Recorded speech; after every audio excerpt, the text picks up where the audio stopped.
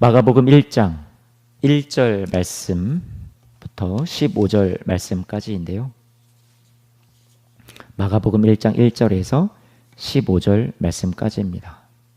제가 여러분들과 함께 오늘은 제가 15절까지 다 읽으려고 했지만 조금 시간을 줄이기 위해서 단 한 절의 말씀, 1절 말씀만 우리 함께 읽어보도록 하겠습니다. 가정에서도 같이 함께 읽어주세요. 시작. 하나님의 아들 예수 그리스도의 복음의 시작이라. 아멘.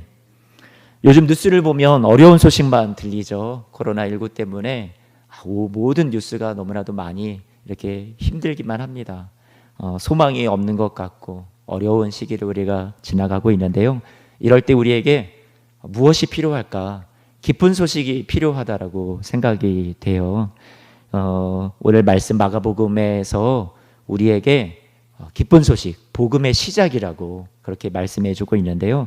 오늘 말씀이 주어졌던 마가복음 당시의 시대적인 상황은 어떠했고 또 그 가운데 복음의 시작을 알리는 이 말씀은 그 당시의 사람들에게 어떤 소망과 어떤 위로를 주었을까?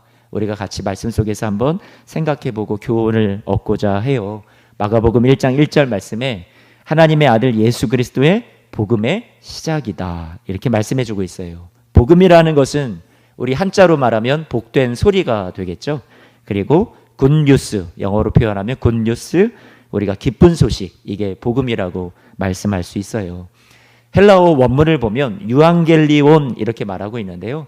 이 유앙겔리온이라는 말은 당시에 이 로마 시대의 유앙겔리온이라는 이 헬라의 이 의미는, 이 어의 의미는 무슨 의미냐면 가장 대표적인 것은 전쟁에서의 승리의 소식을 가장 대표적으로 유앙겔리온이다 할 수 있겠죠. 뭐 황제가 방문하는 것도 유앙겔리온이다. 여러 가지 그 당시에 유앙겔리온 하면 그 당시에 사람들이 머릿속에 바로 떠올렸던 그런 단어의 의미가 있단 말이죠. 근데 마가가 이 예수님에 관한 소식을 쭉 알리면서 예수님의 삶을 이야기를 하면서 복음이다, 유앙겔리온이다 그렇게 말을 했다라는 거예요. 그랬다면 이것은 당시 기독교인들이 너무나도 박해 가운데 또 당시에 사람들이 너무나도 힘든 시기를 보내고 있었어요. 절망적이었어요. 낙담했어요. 앞날에 대한 소망이 없다고 생각을 했었어요. 그러던 당시에 이 너희들을 향한 하나님의 아들 예수 그리스도께서 주시는 기쁨의 유앙겔리온, 승리의 소식이다. 전쟁터에서 들려오는 승리의 소식과도 같이 우리는 지금 어려운 고비를, 어려운 시기를 보내고 있지만 이 예수님, 하나님의 아들 그리스도께서 주시는 이 복음의 소식은 너희들에게 승리를 주는 소식이다. 힘을 내라. 너희들은 승리한 자다. 이렇게 주시는 복음의 기쁜 소식이었다라는 거예요. 어려운 시기를 지나가고 있다 하더라도 복음을 통해 마가가 얘기해 주고 싶었던 것은 여러분들은 이미 승리한 자들입니다. 승리를 선언하고 이 말씀을 시작하고 있다라는 거죠. 어려움과 가난과 고난이 전혀 없다라는 것이 아니에요. 복음 안에서 모든 환경을 이길 능력을 충분히 이 하나님의 능력의 복음이 우리에게 전해준다라고 그것을 마가는 강조해 주는 거죠. 세상의 사건과 소식은 우리에게 참된 평안을, 승리를 제공해 주지 못하고요. 더욱 불안하게 만들 뿐이지만 그러나 복음의 기쁜 소식, 굿뉴스는 우리에게 참 평안과 승리를 제공해 줍니다. 어제도 오늘도 내일도 능히 버티고 이기게 해 줍니다. 코로나로 인해서 너무나도 힘든 시기를 살아가고 있는데요. 우리 함께 이제 3월부터 시작되는 마가복음의 말씀을 큐티를 통해서 묵상도 하시고 집에서 읽으시면서 이 말씀이, 이 복음이 여러분들에게 승리를 안겨주시는 참된 평안을 주는 그런 복음의 시작이 되시기를, 그런 3월 1일 우리 3월 달의 첫날이 되시기를 주님의 이름으로 축원합니다. 하나님께서 마가복음을 우리에게 주셨는데 이 마가복음 말씀 우리가 좀 많이 묵상하고 읽었으면 좋겠어요. 이 3월 한 달에 말씀을 묵상 큐티도 하시겠지만 또 읽어도 보시고 또 권면드리는 것은 어떤 분들은 좀 필사도 하시면 좋을 것 같아요. 밖에 출타가 어려운 이 시기에 또 집에서 시간이 좀 많이 있으신 분들은 마가복음도 필사도 하시면서 읽고 또 묵상하시면 그 안에 하나님이 주시는 위로와 또 소망과 우리에게 주시는 영적인 그런 놀라운 감동이 더 배나 많아질 거고요. 더욱더 읽을수록 깊어질 거라 생각이 돼요. 마가복음은 한 편의 영화와도 같아요. 1시간 반에서 한 2시간 정도만 집중해서 읽으면 이 마가복음 말씀을 처음부터 끝까지 쭉 숨가쁘게 다 읽어 내려갈 수가 있거든요. 이렇게 쭉 관통해서 읽어갈 때 그때 또 주시는 은혜가 매우 깊거든요. 그래서 여러분들이 이 마가복음 말씀을 이 3월 한 달에는 한번 많이 묵상해 보시고 또 많이 한번 읽어 보시고 그런 시간들을 이 시간들을 통해서 우리가 좀 보냈으면 좋겠어요. 1장 1절 말씀 다시 봅니다. 1장 1절 말씀을 보면 우리가 주목해야 할 것들이 있는데 예수님을 앞에 두고 하나님의 아들을 앞에 두고 예수 그리스도라고 해서 뒤에 그리스도라는 말을 붙이고 있단 말이에요. 복음의 시작이다. 그러면 예수님을 사유에 두고 앞뒤로 어떤 표현이 있는가가 너무나도 중요한데요. 우리는 이것을 쉽게 지나칠 단어가 아니에요. 성경 말씀이 한자 한자가 성령의 영감으로 지어진 것으로 우리가 안다면 이 말씀 앞뒤에 있는 하나님의 아들 뒤에 있는 그리스도라는 말을 예수님을 수식해주고 있는데 이것이 얼마나 중요한지를 알아봐야 되겠죠. 마가가 얘기해주고 있는 것은 이거예요. 예수님이 우리가 죽였던 예수님이 우리가 전혀 우리를 위한 구원자라고 생각하지 못했던 그 예수님이 하나님의 아들이셨고 우리를 위해서 이 땅 가운데 성령의 기름 부으심을 받고 이 세상을 구원할 자로 오신 왕이요 그리고 메시아요 그리고 제사장이요 선지자로 오신 그리스도라고 그렇게 지금 마가가 선언하고 있는 거고요. 그것을 믿으라고 그것이 복음이라고 말씀해 주고 있는 거죠. 마가복음의 기록 목적은 이 예수님이야말로 진정 하나님의 아들이시고 그리고 그리스도가 되신다라는 것을 우리에게 깨닫게 해주시는 거예요. 우리가 뭐 그것을 모르나요? 나도 예수님이 그리스도라는 거 알아요. 나의 왕이라는 거 알아요. 문제는 무엇이냐면 진정 예수님이 나의 왕이시라고 하나님이 보내신 하나님의 아들이라고 믿는다면 그분이 만유의 주가 되시고 이 세상을 통치하시고 다스리는 분이라는 것을 믿는다면 우리의 삶의 모든 문제는 그분의 손길에 다 맡겨야 되는 거예요. 그래야 우리가 정말로 믿는다라는 고백을 하는 것이 우리의 삶의 일치가 되는 거겠죠. 코로나19로 너무나도 불안한 이때에 정말로 나의 주, 나의 그리스도, 나의 왕으로 모셨다면 우리는 그분께 우리의 모든 삶을 전적으로 다 내어 맡기고 우리의 삶에 진정 주님이 주시는 평강이 내 삶은 주님이 다스리셔, 주님이 통치하고 계셔, 내 삶은 주님의 통치에서 벗어난 적이 없어, 그렇게 주님께 온전히 맡기시고 신뢰하시는 삶이 되시기를 주님의 이름으로 축원합니다. 오늘 장로님이 기도해 주셨던 것처럼 아무것도 염려하지 말고 다만 모든 일에 기도와 간구로 너희 구할 것을 감사함으로 하나님께 아뢰라. 그리하면 하나님의 평강이 그리스도 예수 안에서 너희 마음과 생각을 지켜 주시리라 기도해 주셨잖아요. 우리는요 그리스도 예수 안에 있는 자들이에요. 우리가 왕 되신 예수 그리스도를 믿고 따를 때 우리에게는 우리가 염려하고 우리가 걱정하고 우리의 문제 아니에요. 주님께서 너의 문제는 곧 왕 되신 너의 삶의 주관자 된 나의 문제다라고 주님께서 맡아주시는 거죠. 그래서 마가복음 말씀을 보면 1장 11절 말씀에 마가가 강조하죠. 하나님도 이렇게 말씀해 주시잖아요. 너는 내 사랑하는 아들이야. 내가 너를 기뻐한다. 하늘에서 하나님도 인정해 주세요. 하나님이 너는 내 아들이야 라고요. 마가가 그것을 지금 부각시키고 있어요. 하나님도 인정했다. 하나님의 아들이라고 예수님을. 마가복음 15장 39절 말씀을 보면 예수님을 죽이는 사형 집행관이었던 백부장도 이 예수님을 바라보면서 뭐라고 얘기했어요? 이는 진실로 하나님의 아들이었도다라고 얘기를 하고 있어요. 마가가 수미상관을 이루죠. 앞에도 이 예수님은 하나님의 아들이야. 하나님께서 하늘에서 음성이 내려와서 하나님의 아들, 넌 내 사랑하는 자녀야. 그리고 예수님의 사형 집행관이었던 백부장까지도 하나님의 아들이었다라고 증언해주고 있잖아요. 그것을 너무나도 확실하게 우리에게 알려주시는 복음의 메시지를 마가가 우리에게 전해주고 싶었던 거죠.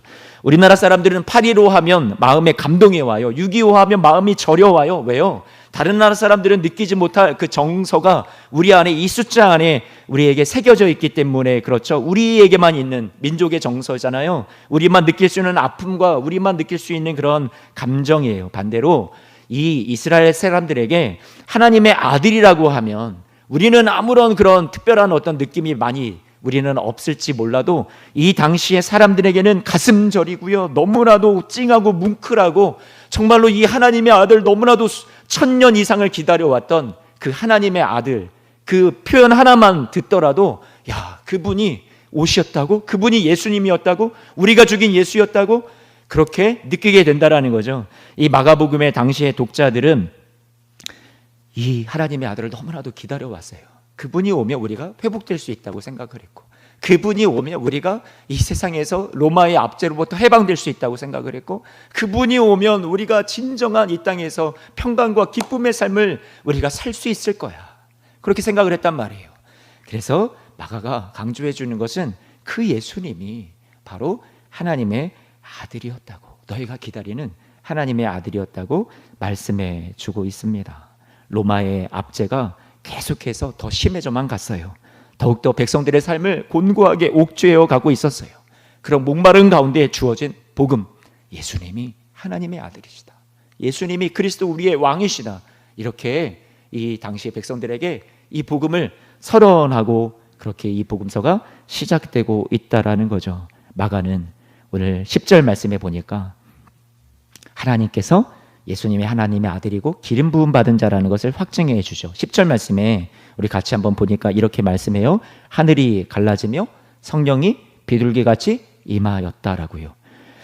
하나님께서 주시는 이 첫 번째 확증은 요한에게 예수님께서 세례를 요단강에서 받으실 때 하늘이 갈라지면서 성령이 기름 부으심이 임했다라고 말씀해 주고 있어요. 두 번째 확증은 하나님의 아들이라고 11절 말씀에 불러주는데, 너는 내 사랑하는 아들이라 내가 너를 기뻐하노라, 그렇게 하늘에서 하나님께서 불러주셨다라는 거죠. 그러므로 마가는 무엇을 얘기하고 싶냐면 하나님의 아들 그리스도, 하나님이 기름 부으셔서 세우신 이 왕이신 예수님, 이 예수님이 정말로 우리들의 삶에 기쁜 소식이 되고, 예수님이야말로 우리의 삶의 환난과 압제가 가득한 이 세상을 이길 수 있는 유일한 소망이 된다고, 이 예수님을 믿으라고, 그 예수님을 믿고 영접한 사람들에게 주님이 주시는 놀라운 회복과 새로운 삶이 시작될 것이라고, 예수님이 다스리는 삶 안에서는 절대로 세상에서 패배가 없다고, 능히 이기게 한다고, 그 예수님을 믿고 따르라고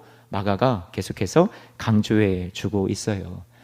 1장 15절 말씀에 보니까 이렇게 말씀합니다. 1장 15절, 이르시되 때가 찼고 하나님의 나라가 가까워 왔으니 회개하고 복음을 어떻게 하라고요? 믿으라 라고 말씀해 주고 있어요. 이 복음의 시작을 알리는 이 마가복음 1장 말씀에서 하나님 나라가 복음이에요. 예수님께서 전하셨던 그 복음, 예수님의 삶으로 보이신 복음, 우리에게 꼭 전해주고 싶으셨던 그 복음은 이 땅의 현실, 어두운 현실 가운데 우리가 갇혀서 지내고 그것에 우리가 지배당하면서 눌리면서 힘겨워하면서 괴로워하면서 한숨 쉬며 살아가는 그런 우리의 삶이 아니라, 우리는 어디를 살아가고 있다고요? 하나님 나라를 살아가는 하나님의 백성이라는 것을 가르쳐 주는 것이 바로 복음의 시작이었어요. 예수님께서는 우리에게 하나님 나라를 가르쳐 주세요. 하나님 나라는, 그런데요, 오늘 말씀해 보니까 회개로부터 시작이 된대요.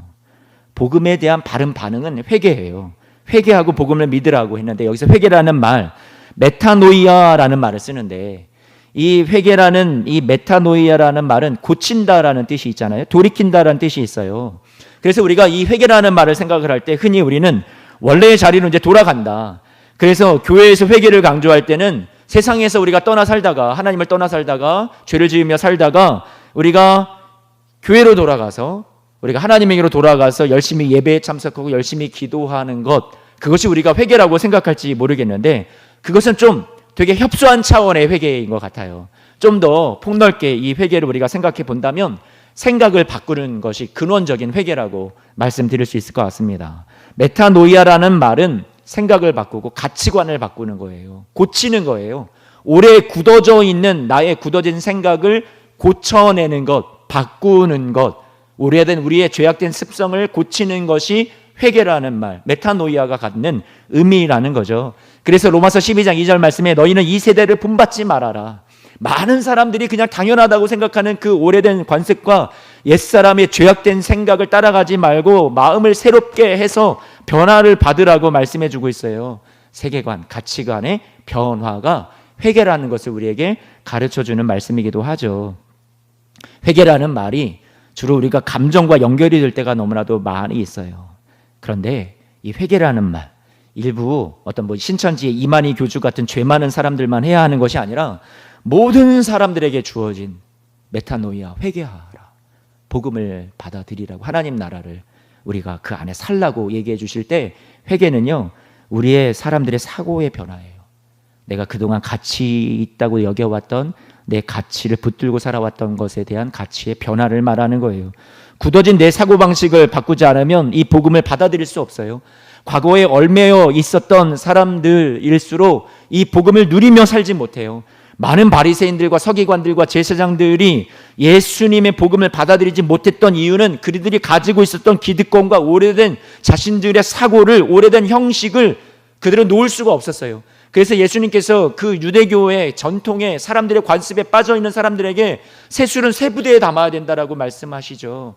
새로운 것을 받아들일 수 있는 것에 대해서 예수님께서 말씀해 주세요. 코로나19의 위기 가운데 우리는요, 예배에 목숨 걸라고 했는데 교회가 어떻게 이 시기에 폐쇄를 하고 문을 닫아? 여러분, 그것이 우리에게 주어진 신앙의 어떤 올바른 모습은 아니에요. 예배 너무나도 중요합니다. 우리가 너무나도 예배를 사모해야 합니다. 하지만 우리에게 있어서 사고의 전환이 좀 필요할 것 같아요. 관점이 바뀌어야 돼요. 지금의 시기에서는 우리가 이웃과 사회를 위한 배려로 교회의 모든 예배를 지금 하지 않는 것이 맞다고 생각을 합니다. 지금 이렇게 인터넷으로 송출하기 위해서 최소한의 스태프분들만, 섬기시는 분들만 나와서 같이 예배를 돕고 여러분들의 가정에서 예배를 드릴 수 있도록 이 인터넷 영상 예배를 돕고 계시기 때문에 오늘 이곳에 나와 계신 분들이 계실 뿐이에요. 사랑하는 성도 여러분, 우리가 이 시간들일수록 더욱더 이웃을 위해서, 세상을 위해서 우리가 어떻게 해야 될지 생각을 좀 바꿨으면 좋겠고요. 우리 관점이 바뀌어야 돼요. 그게 회개예요. 남편에 대한 생각을 바꿔보세요. 아내에 대한 생각을 바꿔보세요. 내 자녀에 대한 생각을, 사고를, 쟤는 안 돼, 이 사람은 안 돼, 틀렸어, 다 소망이 없어 하는 우리의 생각과 관점도, 우리의 부정적인 마음과 생각도 바꾸어 봤으면 좋겠어요. 그게 회개예요. 메타노이아, 고치는 거예요. 하나님이 주신 마음이 아닌 내 생각을 고치는 거예요. 내 관점을 바꾸는 거예요. 내가 정죄하고 비난했던 눈도 바꾸는 거예요. 그게 회개고, 그게 하나님 나라의 시작이고, 그게 복음의 시작이라고 오늘 말씀은 우리에게 가르쳐 주고 있습니다. 사랑하는 성도 여러분, 오늘 세상을 보는 눈이 바뀌었으면 좋겠고요. 우리 감정만의 회개에서 끝나지 않았으면 좋겠어요. 우리는 생각과 우리의 사람들을 보는 눈과 내 안에 있는 이 오래된 부정적인 생각들을 이 시기를 통해서, 복음을 통해서 다시 한번 나를 바꾸고 고치고, 그래서 가정을 살리고 내 자녀를 살리고 내 남편과 내 아내를 살리고 우리 교회 공동체를 살리고 이웃을 넘어서 세상을 살릴 수 있는 우리 사랑하는 예수소망교회 공동체가 되시기를 주님의 이름으로 축원합니다. 세상의 성공과 물질에 대한 우리의 생각을 바꿨으면 좋겠어요. 내 삶이 더 안락했으면 좋겠다. 더 편안했으면 좋겠다. 내가 더 많은 것들을 벌고 더 누렸으면 좋겠는데 나에게 이런 것들이, 세상적인 부와 명예와 좋은 충족될 만한 축복들이 나에게 주어지지 않는구나.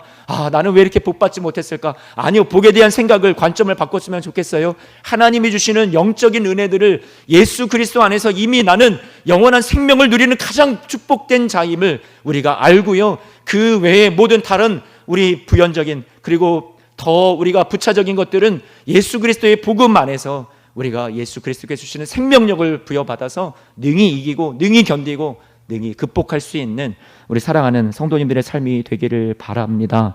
복음 안에서 무엇이 더 진정할까요? 더 귀하고 가치 있는 것을 우리가 안다면 그 복음을 우리가 가슴에 새기고, 힘들어도 어려워도 오늘도 내가 이 말씀 가지고 우리 자녀들과 함께 예배하고 우리 살아가는 가족들에게 하나님 말씀을 나누고 그렇게 힘내서 살아간다면 이 세상의 어떤 행복보다도 더 귀하고 값진 행복이, 그거 말고 또 무엇이 있을까요? 오늘 말씀에, 그래서 15절 말씀을 한번 다시 보세요.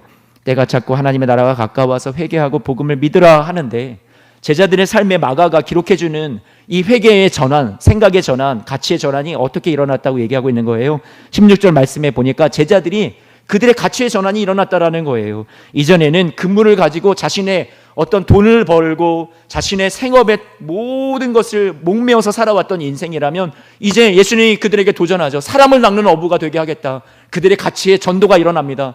가치관이 바뀌기 시작을 했어요.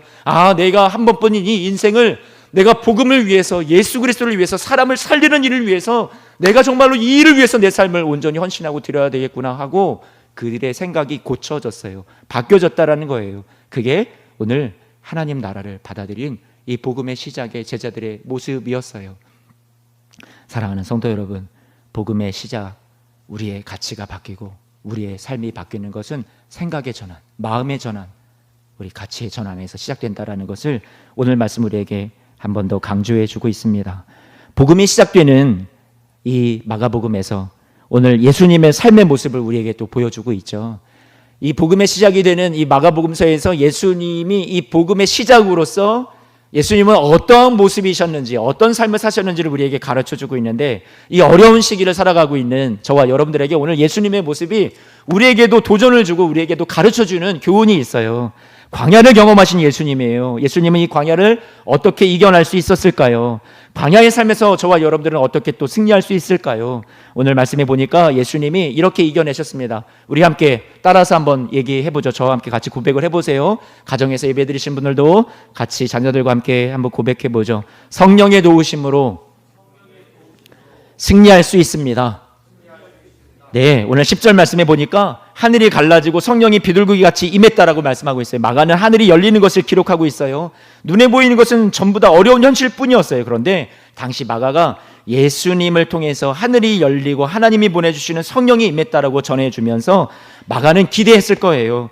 예수님의 생애를 바라보는 그 당시에 환난 가운데 살았던 이 독자들에게도, 이 당시의 사람들에게도, 지금도 마가복음을 읽고 있는 우리 성도들의 삶에도 하나님이 열어주시는 하늘의 위로가 있다라는 것을, 하나님의 비전을 보고 하나님의 음성을, 하나님께서 주시는 사랑의 메시지를 듣고 이 세상을 넉넉히 이기면서 살아가라고, 평소에 가려져 있는 것 같아요. 우리의 눈에 보기에 없어 보이는 것 같아요. 하나님의 위로를, 하나님의 손길을 못 느낄 것 같아요. 그러나 오늘 이 마가복음서에서 우리에게 강조해 주는 것은 하늘이 열린다라는 거예요.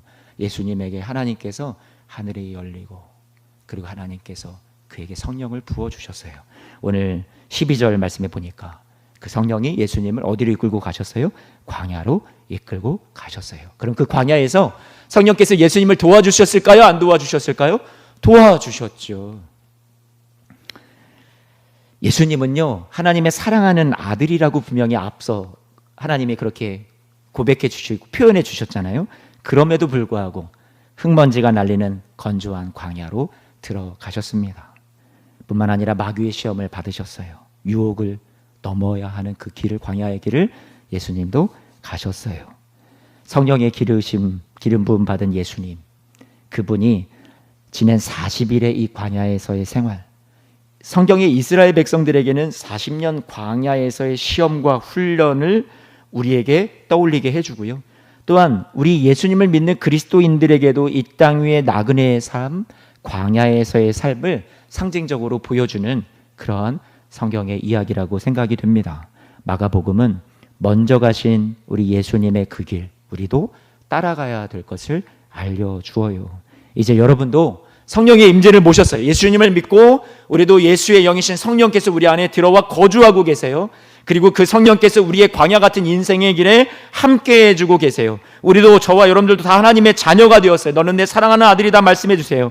광야의 길을 걸어가지만 우리는 결코 혼자가 아니에요. 성령의 도우심 가운데 우리는 지금 광야를 넉넉히 그분의 도우심을 힘입어서 연약함 가운데서도 우리의 강함이 되어주셔서 우리가 살아갈 수 있는 거예요. 성령께서도 계셨지만 이 광야 가운데 천사들도 있었다고 그랬어요. 천사들도 나와 수종 들었다고 말씀하고 있어요. 예수님과 함께 있는 성령과 천사들의 존재가 마귀에게 시험받는 것을 처음부터 막아주었다라는 얘기는 어디에도 없어요. 예수님을 사랑하는 아버지께서 다만 예수님을 지켜보고 함께 하시며 사랑하여 주시는 것을 곁에서 동행하며 알게 하고 끝까지 승리하도록 도우시는 역할이 성령의 역할이죠. 그리고 천사들도 그렇게 도와주었을 거예요. 예수님 곁에 계속 지켜주면서 같이 있어주면서요, 저와 여러분의 삶에도 동일하게 성령께서 지켜주시고 도와주실 줄로 믿습니다. 천군 천사가 도와줄 거예요. 두 번째, 우리 따라서 하겠습니다. 하나님의 말씀을 통해 이겨낼 수 있습니다. 11절 말씀을 보니까 뭐라고 얘기해요? 하늘로부터 하나님께서 이 예수님에게 너는 내 사랑하는 아들이다, 내가 너를 기뻐하노라 말씀하고 있죠. 우리 너무나도 죄인된 모습이에요. 너무나도 부족하죠. 하지만 있는 모습 그대로 우리 주님께서 저와 여러분들을 사랑하여 주셔서 우리를 위해 십자가를 지어 주셨어요. 하나님은 우리를 그냥 있는 죄인의 모습 그대로 받아주시지 않고 우리는 예수 그리스도 안에 있는 존재예요. 하나님이 우리를 보시면 누구를 보시냐면 예수님을 먼저 보시죠. 여러분, 예수 그리스도의 피로 정결하게 된 여러분을 보세요. 오늘은 저와 여러분들은 예수 그리스도 안에 있는 자예요. 하나님께서 저와 여러분들을 바라보시면서도 뭐라고 얘기해 주시냐면 영접하는 자, 그 이름을 믿는 자들에게는 하나님의 자녀가 되는 권세를 주셨다고 요한복음 1장 12절 말씀에 말씀해 주고 계세요. 따라서 하겠습니다. 여러분들의 이름을 넣어서, 자기 이름을 넣어서, 자, 따라서 한번 해보세요. 사랑하는 광서가를 따라서 하지 마시고, 제가 입술이 꼬이는데 광서가를 따라하지 마시고 자기 이름을 넣어서 다시 한번. 사랑하는 광서가, 김집사야, 내가 너를 사랑한다. 나는, 자신의 이름을 넣어주세요. 광석이로 인해 너무나 기쁘단다. 우리 옆에 있는 분들을 축복합니다. 당신은 사랑하는 하나님의 자녀요, 하나님의 기쁨입니다. 예, 가정 안에서도 가족들에게 이렇게 축복해 주세요. 예수님은 아버지 하나님의 말씀을 들었어요. 그분의 따뜻한 음성을 듣고 격려와 용기를 얻고서 또 성령의 인도함 속에서 광야로 들어가셨단 말이에요. 우리도 마찬가지죠. 하나님이 이 광야의 길을 도저히 걸어갈 수 없을 것 같은 우리에게, 또 광야를 앞두신 예수님에게도 이렇게 격려하시고 응원해 주셨듯이 성령을 부어주시고, 그리고 말씀을 통해서 위로와 소망과 용기를 주시고, 너 내 사랑하는 아들이야, 내가 너를 얼마나 사랑하는데 너는 내게 큰 기쁨이란다. 예수님이 얼마나 힘을 얻으셨을까요? 그렇죠? 앞으로 큰 사역을 앞두고. 저와 여러분들에게도 도저히 걸어갈 수 없는 것 같은 이 광야의 길에 주님께서 우리를 그냥 보내실까요? 아니요, 그렇게 생각하지 않습니다. 주님께서 하나님의 사랑의 말씀을 단단히 붙잡고 모든 어려움을 이길 수 있도록 우리를 이 광야 가운데 넉넉히 이길 수 있도록 도와주실 거예요. 말씀을 보내주실 거예요. 세상은 여러분에게 하나님이 주시는 따뜻한 음성과 약속을 잊게 만듭니다. 말씀을 붙들고 있던 손을 느슨하게 만듭니다. 우리의 약점을 잘 알아서 그 틈을 파고 들어와서 말씀과 결별하게 만듭니다. 우리를 넘어뜨리려 합니다. 예수님은 광야에서 지내는 40일 동안 아버지의 음성을 기억했을 거예요. 너는 내 사랑하는 아들이다. 내가 너를 기뻐한단다. 예수님을 자기 자신을 따르는 모든 사람들이 가야 할 그 길을 먼저 본이 되어서 가셨어요. 하나님이 주시는 사랑의 말씀, 생명의 말씀을 들으시고 그것을 힘입어서, 성령의 도우심을 힘입어서 넉넉히 그 시간들을 이겨내셨어요. 누구 때문에? 우리 때문에요. 우리도 마찬가지예요. 따뜻한 아버지 하나님의 음성을 오늘 이 말씀을 통해서 우리에게 들려주시는 주님의 음성을 들었으면 좋겠고요. 하나하나 성령의 모든 말씀들이 예수 그리스도의 피로 쓰여진 사랑의 말씀이고 복음이에요. 하나님의 음성 하나하나가 저와 여러분들을 살리기에 넉넉해요. 하나님의 말씀이 광야의 삶을 살아가는 우리에게 승리로 이끌어 주시기에 너무나도 넉넉한 말씀이에요. 충분한 말씀이에요. 이 말씀을 통해서 어떤 말씀이 우리를 살리지 못할까요? 어떤 말씀이 우리를 이 위기의 상황 가운데 우리를 주저앉고 우리를 소망 없게 만들고 패배하게만 만들까요? 아니요. 중요한 것은 우리가 말씀을 붙들지 못하는 것에 있는 거죠. 하나님의 말씀에 능력이 없는 것이 아니죠. 하나님의 말씀을 붙들었으면 좋겠습니다. 우리를 광야의 삶을 승리로 이끌어 주시기 위해서 주신 하나님의 말씀입니다. 가정에서도 이 하나님의 말씀을 붙드십시오. 가정 예배를 통해서 자녀들과 이 하나님의 말씀을 나누십시오. 따라서 하겠습니다. 예수님 때문에 이겨낼 수 있습니다. 우리는 예수님 때문에 소망을 가질 수 있어요. 히브리서 2장 18절 이렇게 말씀합니다. 그가 시험을 받아 고난을 당하셨은즉 시험 받는 자들을 능히 도우실 수 있느니라. 예수님을 통해 우리는 이 코로나19의 어려움도 넉넉히 이겨가게 될 줄로 믿습니다. 또 어떤 어려움이 여러분들에게 있으세요? 예수님이 말씀하세요. 내가 다 너 마음 안다. 왜냐고? 내가 다 겪어봤던 일들이야. 내가 그 시험을 내가 다 당했어. 내가 너를 도우려고 내가 다 겪어봤어. 어떻게 이겨야 될지, 어떻게 위로 주어야 될지, 어떻게 소망을 주어야 될지 나는 다 잘 알고 있단다. 그리고 나는 그것을 다 이겨보았기 때문에 너에게 승리의 길까지 너를 손 꼭 잡고 인도해 줄 수 있어. 나와 함께 가자. 무엇이 두려우니? 무엇이 겁이 나니? 할 수 있어. 내가 도와줄게. 주님이 히브리서 2장 말씀을 가지고 우리 사랑하는 성도님들에게 그렇게 말씀해 주고 계십니다. 로마서 8장 말씀에 누가 우리를 그리스도의 사랑에서 끊으리요? 환난도 공고도 박해도 기근도 적신도 위험도 칼도 아니래요. 종일 죽임을 당할 것 같은 우리의 환난을 지나가고 있지만, 그러나 이 모든 일에 우리를 사랑하시는 이로 말미암아 우리가 넉넉히 이기느니라. 할렐루야. 이렇게 꼭 이겨나갈 수 있도록 그리스도 예수의 사랑이 우리를 능히 붙잡아 주실 줄로 믿습니다. 이 광야의 시험, 마귀가 주는 시험도 또 세상이 주는 어려운 마음도 다 능히 우리 주님과 함께 이겨나가시기를 축복합니다. 주님께서 시험을 받지 않으셔도 되실 주님이 광야에서 시험 당하시고 또 성령의 도우심과 말씀으로 승리하신 것은, 그 모습을 우리에게 보여주신 것은 우리를 위해 시험도 받으셨고 승리하는 삶의 모범도 우리에게 보여주사 그 발자취를 따라오게 하시려고 주님께서 우리에게 이 모습을 보여주셨습니다. 예수님을 따라가십시오. 우리도 그 주님과 함께 능히 광야를 잘 이겨낼 줄로 믿습니다. 복음의 시작이라고 말씀하고 있어요. 시작이라는 말, 헬라어 원문을 보면 아르케라는 말을 씁니다. 처음, 기초 이런 말이에요. 왜 시작이라고 했을까? 마가는 자신이 기록한 이 복음서가 처음이고 시작에 불과하다는 것을 압니다. 기초를 내가 시작했으니 여기에 복음의 시작이 이제 번성되기를 바란다는 의미도 담겨 있지 않을까요? 하나님 나라가 더욱더 확장되기를 바랬을 거예요. 복음이 더 번성하기를 기도했을 거예요. 그래서 복음의 시작이다. 마가가 기록했지만 이 복음은 지금 저와 여러분들의 일상의 삶에서 이제 계속해서 복음의 이야기가 기록되었으면 좋겠어요. 사도행전 28장도 사도행전 28장에서 끝나는 게 확실한 결말이 없이 끝나요. 끝을 열어놓은 거예요. 사도행전 29장을 저와 여러분들이 믿는 그리스도인들이 써내려가기를 원했던 거겠죠. 마가복음도 마찬가지예요. 여기서 이렇게 끝나나? 갑자기 끝나는 것 같아요. 하지만 열어둔 겁니다.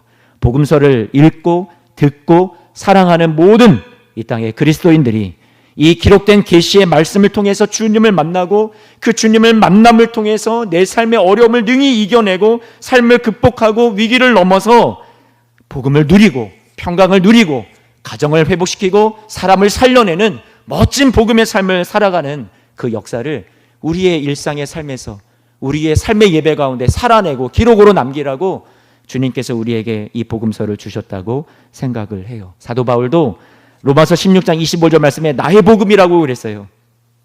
복음은 죽어있는 복음이 아니에요.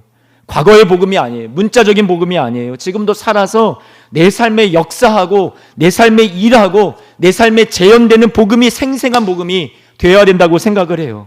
우리의 매일의 삶에서 복음의 능력이 부족한가요? 우리가 이 땅의 어려움 속에서 코로나19의 상황 속에서 우리가 낙심하고 힘들어하는 것은 복음의 능력이 코로나19보다 못하다라는 것인가요? 아니요. 그렇지 않습니다. 복음은 능력입니다. 복음은 살아있습니다.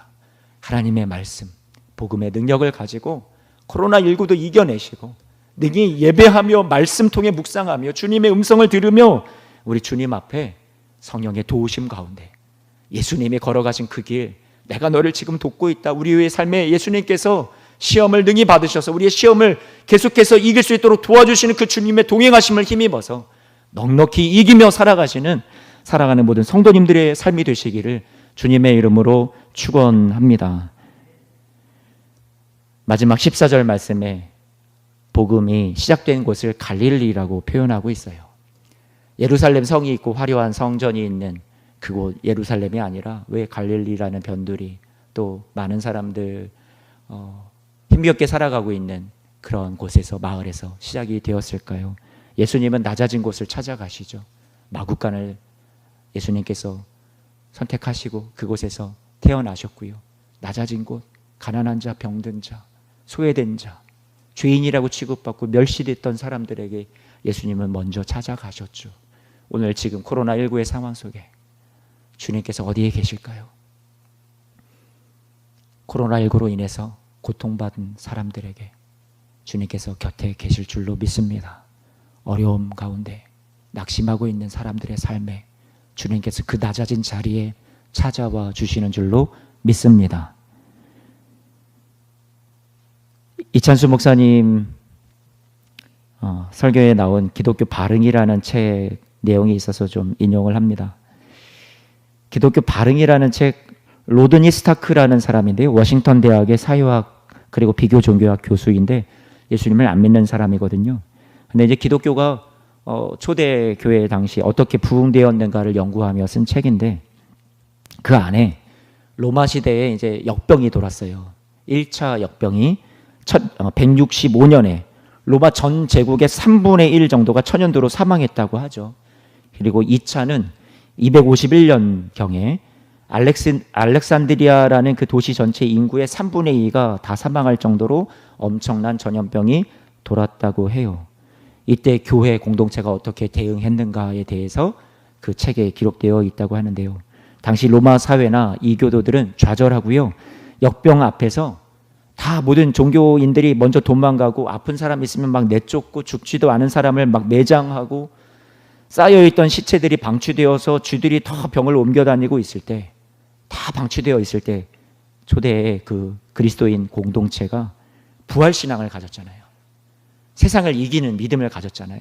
그러다 보니까 그 신앙, 부활신앙을 가지고 또 십자가 사랑의 신앙을 가지고 아픈 사람들을 찾아가서 안심시키고 자신의 위협을 무릅쓰고 모든 필요를 공급하고 섬겨주었다라는 거예요. 병이 옮아도 아픔을 기어이 감수하고 오히려 그들을 섬기는 데 최선을 다했다라는 거죠. 기쁨과 평안으로 그렇게 그 어려운 시기들을 이 초대교회 그리스도인 공동체가 이겨냈다라는 거예요. 죽은 사람들의 장례를 다 손살에 치면서 우리는 절대 막 기피하는 것을 이 그리스도인들 공동체가 죽은 사람들의 장례를 치러 주었다고 하죠. 그래서 세상 사람들이, 야, 어떻게 저렇게 믿는 사람들, 그리스도인이라는 사람들이 저렇게 할 수 있을까? 그리고 오히려 그렇게 살았는데도 믿지 않은 사람들보다 사망률이 현저하게 더 적었다고 하죠. 그래서 많은 사람들이 교회로 찾아오고 예수님을 믿게 되어서, 우리가 콘스탄틴 대제가 기독교를 공인하고 나서 이 기독교가 더 번성하게 되었다 이렇게 생각을 하는데, 바로 이 당시에 공동체의 세상을 향한 영향력으로 인해서 이렇게 기독교가 부흥하게 되었다라고 이 사회학자가 자신 예수님 믿지도 않으면서 그렇게 책을 기술했습니다. 사랑하는 성도 여러분, 지금 너무나도 어려운 시기를 우리가 보내고 있어요. 오늘 우리 사랑하는 성도님들과 함께 오늘 말씀을 통해서 이렇게 좀 생각을 해봤으면 좋겠습니다. 이들이 초대교회 당시에 어떻게 이 어려운 역병과 위기를 이겨낼 수 있었을까? 자신들이 갖고 있었던 복음이었어요. 교리예요. 부활신앙, 십자가 사랑의 신앙, 그걸 가지고 이 역병도 천연두도 다 이겨낸 거예요. 그 신앙이 이들을 이기게 했어요. 강하게 했어요. 세상을 향해서 영향력을 퍼지게 했어요. 그들은 또한 이론을 뛰어넘는 복음의 능력을 가지고 있었어요. 삶에서. 그래서 세상을 섬기고 이웃을 섬기고 그들을 선한 길로 인도해 나가서 복음의 영향력을 끼치는 삶을 살았다고 하죠. 오늘 코로나 위기로 우리는 교회에 나올 수는 없지만 저는 여러분들에게 그렇게 도전하고 싶습니다. 매체를 통해서 코로나19 우리 대구 지역의 의료진들에게 막 먹을 것을 위문품을 보내고, 어떤 사람들은 마스크를 만드는 회사인데 단돈 1원도 올리지 않고 이 시민들을 위해서 이것을 안정적으로 공급하기 위해서 최선을 다하는 사람들도 있고, 그리고 의료진들에게 사과를 보내기도 하고 먹을 음식을 보내기도 하고 위로의 편지를 쓰기도 하고, 그런 것들을 보았어요. 아픔 당한 사람들의 집에, 자가격리 되어 있는 사람들의 집에 가서 문고리에다가 먹을 음식을 걸어주기도 하고, 목사로서 제가 볼 때 참 많이 부끄럽다는 생각을 했습니다. 이 코로나19의 시기에 나는 무엇을 하고 있는가? 나는 그리스도인으로서 어떤 일을 하고 있는가? 우리 교회가 코로나19로 인해서 지금 재정적으로도 모이지 않으니까 이제 헌금도 줄어들겠고 많이 어려운 시기를 우리 교회도 같이 걸어가고 있겠지만, 이 어렵다 하는 이 시기에 우리도 어렵겠지만 우리는 어떻게 이 코로나19를 이웃을 위해, 세상을 위해 섬기고 어떻게 도울 것인가를 고민해 보지 않을 수 없게 되었습니다. 오늘 사랑하는 성도님들과 함께 같이 고민하고 같이 그 방법을 찾아갔으면 좋겠고요. 코로나 위기로 교회에 나올 수는 없지만 여러분의 가정에서 예배가 회복되기를 바랍니다. 개인의 경건 생활을 이때 더욱더 강화했으면 좋겠어요. 교회에 모여서 예배할 수 없고 예배 후에 다 빠져나가기 바쁘지만 지금 이제 가정에서 예배를 드리잖아요. 그러면 교회에서는 자녀들과 다 따로 분리돼서 예배를 드려왔죠. 그런데 오히려 이 시간들은 위기를 기회로 바꿨으면 좋겠어요. 그래서 가족들이 한 자리에 모여 있으니까 예배가 끝난 다음에 다과나 차도 마시면서 서로 힘도 주고 서로 기도 제목도 나누고 같이 축복해 주고 같이 그런 시간도 가지면 얼마나 좋을까요? 지금 영상을 보고 계시는 분들 그렇게 자녀분들과 함께 시간을 가지면 좋을 것 같아요. 이후에 대화도 나누고 가족의 코이노니아 시간도 가져보십시오. 가정 예배 순서지를 우리 홈페이지에 올려놨으니까 목장 모임이 시작되기 이전이지만 여러분 충분히 수요일이나 가족들이 함께 모일 수 있는 시간대에 함께 모여서 이 가정 예배 순서지를 다운로드 받으셔서 출력해서 활용해 주시기를 부탁을 드립니다. 그래서 여러분들의 삶에 가정에 또 자녀들의 삶에 또 건강과 하나님의 돌보심이 또 위로와 평강이 여러분이 계신 일터와 또 사업장 안에 직장 가운데 또 이웃 가운데 우리 교회 공동체 안에 넘치게 되시기를 주님의 이름으로 축복합니다. 여러분 사랑합니다. 우리 옆 사람에게 다시 한번 인사하겠습니다. 사랑합니다. 축복합니다. 사랑합니다. 축복합니다. 예, 가족들에게 좀 전해주세요.